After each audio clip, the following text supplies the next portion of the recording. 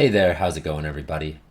Today I'm going to take you through episode 1 of a new series I'm calling SaaS Metrics 101, where I'll take you through key metrics for subscription-based services and how you can measure them directly within Salesforce. So everything shown here is built natively within Salesforce, Sales Cloud to be specific, and we're going to start with monthly recurring revenue. So first things first, what is monthly recurring revenue, or MRR? So MRR is predictable recurring revenue recognized per month, and it only represents subscription-based revenue. So this means that one-off payments or one-time services, these are not included in your MRR. This also covers both situations where you might be billing monthly or situations where you're billing a longer-term contract. So you'll see on this image on the right, in this representation of a contract, the total amount is for $4,000 over a 12-month term, which means the MRR is going to be equal to roughly $333. You just take the amount and divide it by the term. And that's what we're talking about here as far as calculations. You just take the total value of the subscription divided by the term in months, and you get the value for monthly recurring revenue. As you can see here, the inputs are what you enter, namely the amount and the term, and the other two fields, ARR and MRR, are calculated formula fields.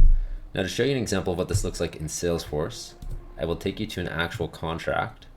So let's go to this opportunity here, and you'll see, okay, here is a opportunity worth $4,000 over 24 months. So that means that the MRR is going to be 4,000 divided by 24, which comes to $166.67. And the ARR is the MRR annualized. So if you take this and multiply it by 12, you end up with $2,000. So that's how we are calculating MRR on the opportunity level. Let's break down MRR into more detailed categories. So sure, you can just view MRR as a singular field on an opportunity, but that doesn't really tell you the full story. You want to be able to recognize when a customer is new, aka they're giving you revenue for the first time, or if that MRR event represents an upsell, a downsell, or churn. An upsell would represent contract growth, whereas a downsell would be contraction, and churn would represent lost revenue or a closed lost renewal. So you can see in the chart below, by comparing previous values with their newer incoming values, you're able to determine the type of MRR. Now, why does it matter to enable to represent this accurately? Namely because it allows you to predict accurately what your revenue is going to be month to month. By definition, MRR is predictable. And by having an accurate representation of it, you're able to predict what your revenue is going to be in the future, which is very useful for your finance and operations teams. Again, growth clarity, you're able to pinpoint what is actually driving revenue, which deals are driving upsells or new bookings, and what is causing revenue to decline. Then we have investor confidence. So investors will always ask for this metric, and a lot of people just don't have it properly represented. So by investing the time in setting it up correctly, you will be able to pull reports quicker for investors. And lastly, it feeds into other important metrics such as net revenue retention, which is built entirely on having MRR accurately in place. Now, one thing I want to mention is that it gets complicated, namely because a single MRR field doesn't really tell the full story. It does not show you movement over time, and it doesn't allow you to stack revenue on top of each other month to month within your reports. So in order to actually generate a MRR report, you typically will require more complex logic, such as a data pipeline or Apex, if you want it done within Salesforce. And most CRMs do not support this out of the box, or maybe all CRMs. I haven't seen one that supports this out of the box.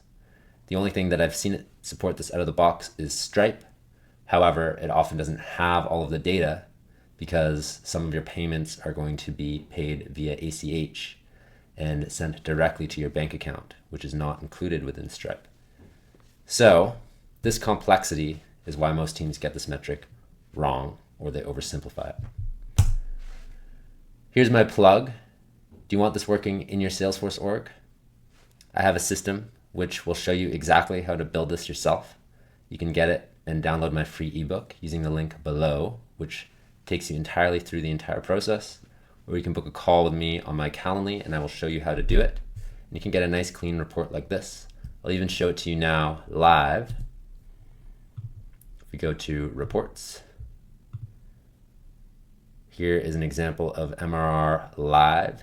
You can click into any of these cells, see which accounts are making up each block. If I want to see who churned, I can look at these accounts who churned. I can click into them. Here's a close loss renewal. You can see they churned here. And you can also, let's click into another one, see all the MRR records associated with each opportunity.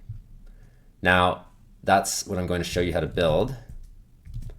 And also within my ebook, there's 4 different chapters that will take you through the basic architecture and data model. And it will get you all the way up to building MRR in your Salesforce instance. And I've also included the Apex for this as well, so you can directly implement this on your own. So yeah, check that out. Back to the deck.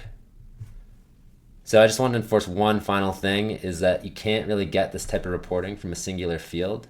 You need to have a monthly revenue event object, which represents the monthly revenue records. Now you can derive that from the opportunity, or you can use a contract if you make use of contracts as well. For simplicity, I just show how to do it using the opportunity, and it's a one-to-many relationship. So essentially the system that I will show you how to do is you take your opportunities and you break them up into these monthly revenue events over time. So this is a 36-month contract. So here's all the monthly revenue events, and I'll show you how to create these. And then with that, you're able to make these complex reports that look beautiful like this. And you can take this and show this to investors and do what you have to do.